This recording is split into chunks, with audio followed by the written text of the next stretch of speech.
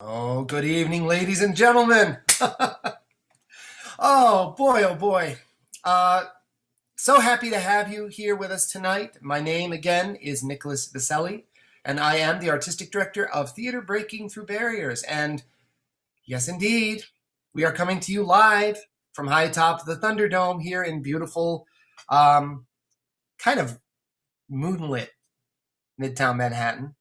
And I want to welcome all of you on this November 1st, the first day of Eastern Standard Time, to the final night of our third Virtual Playmakers Intensive, or VPI3 INUNIon.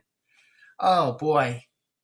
You know, you guys, I have to say, this week, these last 2 weeks really flew by. When we first proposed the idea of doing a 2-week intensive, everyone was saying, that's long. That's really a long time, Nick. I don't know if that's a good idea. But you know what? We did it, and it didn't feel any longer than 1 week. It just kind of flew.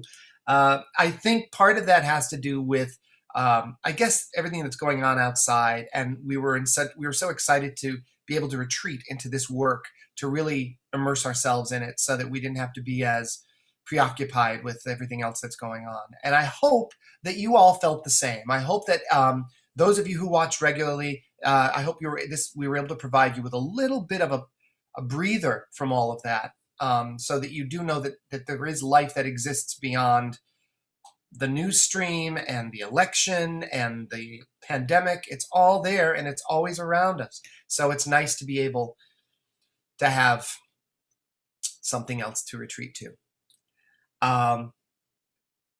I loved all of the work that we've done. I think the artists are all just brilliant, and especially in a time like this, I'm so grateful. But I saved this. We saved this show that we're going to show you tonight. This was all by design. The play that we are going to be presenting to you tonight, when I first read it, it just sort of struck a chord, and it said to me, this is the play that we need to finish on, to leave our audiences with something to think about. I think all of the work had such great depth and layers to it, but I think this play has a particular resonance in light of everything that we're living with and going through right now. The play was written by Chris Phillips. Met Chris during our last intensive, thanks to my dear friend and connector, Stuart Green.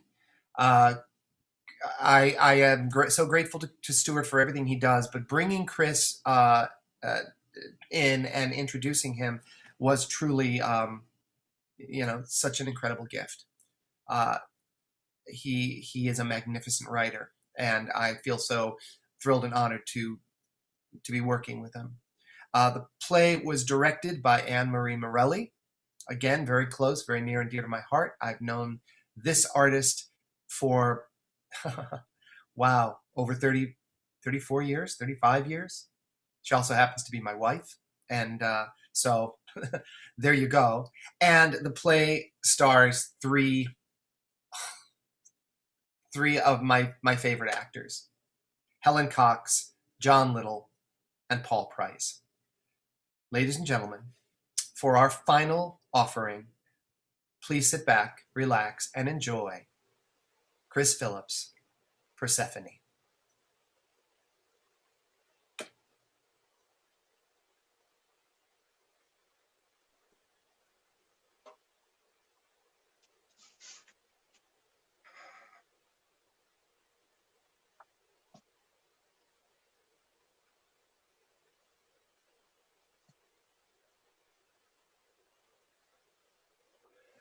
Hey, Terrence. Hey. Just put the baby to bed. Ah. You know how that is. Well, it's been a bit, but I remember. Right. Hey, guys. Sorry I'm late. Project meeting. I just got on myself. Oh, okay, cool.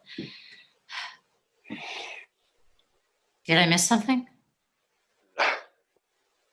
No. Oh, okay. Well, then let's cut to it, right? Yeah. I think we owe everyone that with every second, you know?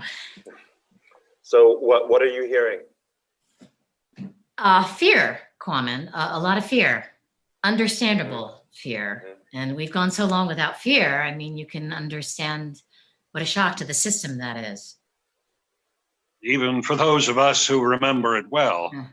Is that what you're hearing too, Terrence? Aren't you? Concern. I'm hearing concern. How old were you when we came to Persephone?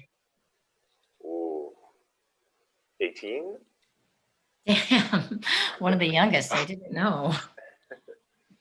That's still old enough to remember.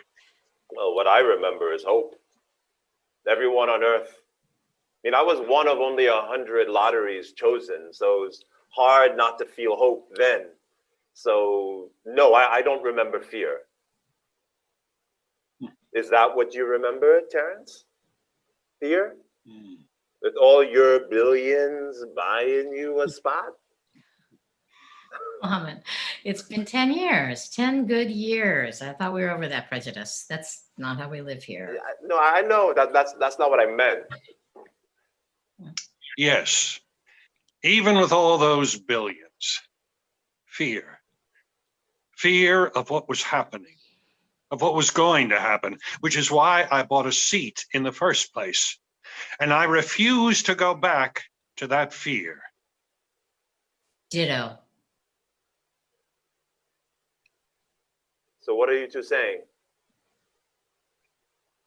We're saying that we refuse to go back to fear. You two already talked about this. Kwame, everyone trusts you. The three of us together, if we agree, I mean, you know how this works. If everyone we talk to is excited about this prospect, this would be a completely different conversation. The people tasked us with solutions. A game plan they feel best represents what they think is best for them.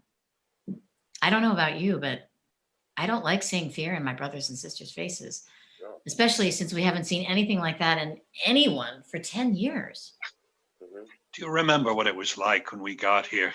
This pitiful little colony on the ass end of the Milky Way, the only one that could remotely support our physical life. And we dropped everything from back there. There was no hierarchy, no leaders. No racism, no homophobia, no misogyny. No inequality of any kind. We couldn't afford it. We were totally dependent on each other, all of us. We got to decide who we wanted to be, far away from all that ugliness. After a lifetime of struggling and striving and tearing down and stepping on the guy below just to keep your head above fucking water. We can't go back to that, Kwame. We won't survive. Yeah, but who says we're going back to that? Right now, there is a space station of millions hurtling to us from a planet they fucking destroyed. Finally, at long last, uninhabitable by humans, war, disease, an entire global ecosystem ruined in the blink of an eye. What exactly do you think they're going to do when they get here? There's only 1,000 of us. There are millions of them. Millions ready to infect us with their selfishness. The same selfishness that ate up my insides will destroy Persephone. Think of your daughters, Kwame. You've raised them here completely on Persephone. They know nothing of earthly violence, division, hatred, or pain. I mean, they shouldn't have to learn that in practice. So you don't think the survivors would have learned from their mistakes? They destroyed a whole planet, for God's sakes. I know you were young, but did you ever study earthly history? One long cycle of the same choices over and over again, the same oppression, same conflicts. All anyone ever did was rearrange the furniture and change the names. They will come here having learned nothing. Mark my words. You've got that little faith. I've got that little expectation, and so does anyone else who remembers it like it was. Why do you think we all paid everything we had to get off that fucking rock? You want to go back to our people and say, have faith in humanity? Try it, Quammen. Our memory is not so fuzzy from only 10 years of living the way we do on Persephone. We remember, so we don't ever return. Okay. Say I agree with you, okay, but I'm not saying that I don't. What is the solution? We send a transmission to them and say, like, sorry, but you're going to have to find somewhere else to land. Like, where else would they go? They needn't ever land at all. What are you talking about? What? Like, they're just supposed to float in space forever? They don't have resources for that. We have a contingency. What contingency? When we left, the powers were concerned about us encountering hostile life this far outside. But we've never encountered any other life. Exactly. So we haven't had to use what they gave us. What? Oh my God, the warheads? The Russian and American warheads. They're just sitting there, collecting dust. We use them now, we save ourselves, our way of life, and also take away the possibility of war on this planet. 2 decisive moves towards perpetual peace with the push of one button. Okay, so you two are seriously suggesting that we go back to our people and we recommend that we blow up millions of fellow humans into dust? Is that what you will recommend? It's the closing of a book. What do you suggest, Quammen? Wait till they land and then hope for the best? Watch while those in control of that station come here to exert the same control over what we've built over the last 10 years? Do you honestly believe any good will come of that? There's a distinct possibility that people we know, that we used to call family, are on that station. We are aware of that. And you don't care? Some of them are just like me. Most of the people on that station never had a chance to leave until now, and they still don't. They never had any choices at all. So how is what you're saying any different, any less selfish than the way we were before? Some things will need to be sacrificed for us to maintain the peace we found here. Things? People. Quammen, when I left Earth, I was the second wealthiest man on the planet. And I was contemplating suicide every day. My children hated me. They couldn't wait for me to leave. They thought I was crazy. They were so eager to get their hands on the money and the things I'd be leaving behind. And when I got here, no one trusted me. Even the other billionaires, of whom there were many, were hesitant to depend on or listen to me. That was what I'd built. That's what I had left after the money was gone, after the position was gone. I learned here how to hold out my hand, how to ask for help, how to give help that wasn't just writing a goddamn check. Don't ask me or anyone like me to give that up. Is that how you feel too, Diana? Back there, I had to work twice as hard to get my piece of the pie, and half the respect. I had to act like a fucking man to even get my small piece. No offense. I still instinctively looked around before holding my wife's hand in public, even after all the gain we made on those scores. It never occurred to me that there was no chance we would not confront disgust or condemnation as soon as we turned a corner. And the funniest thing is, the idea that I'd be sitting here agreeing with Terrence fucking Stone about anything, let alone consider him like a brother to me, if there's any chance, any possibility of us going back to that, you might as well just point those warheads right at me.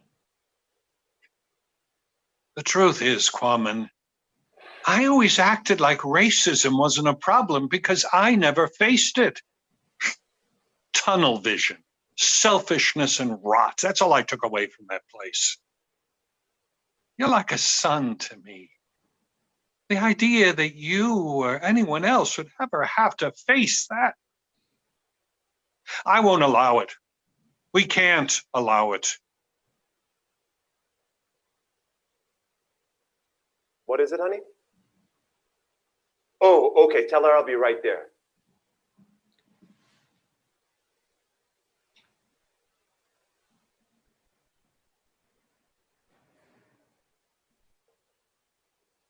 You know, when I left, I remember the look on my mother's face. There was sadness, but no remorse. I think it was the first time I saw peace in her eyes. The little boy was getting out. I remember her hugging me with this huge exhale, like she could finally breathe. Like she knew that wherever I was going, it was better than where I'd been. We're all making this decision together as a collective. Maybe they'll reject our plan outright. Or maybe they won't. Look, I have to, my daughter wants me to read a story to her. I gotta go. Sure, sleep on it. Say hi to Gabby for me. And good night to Michelle. Okay.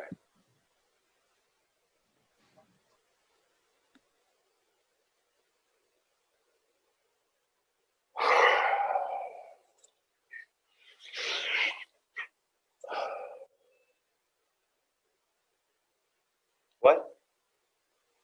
Oh. Oh, she did she? Well, who am I to keep her waiting? Hey. You know I love you. I love our life here. No, Terrence and Diana, you know, just I just love what we have here. Now I'm fine. Tell her daddy's on his way.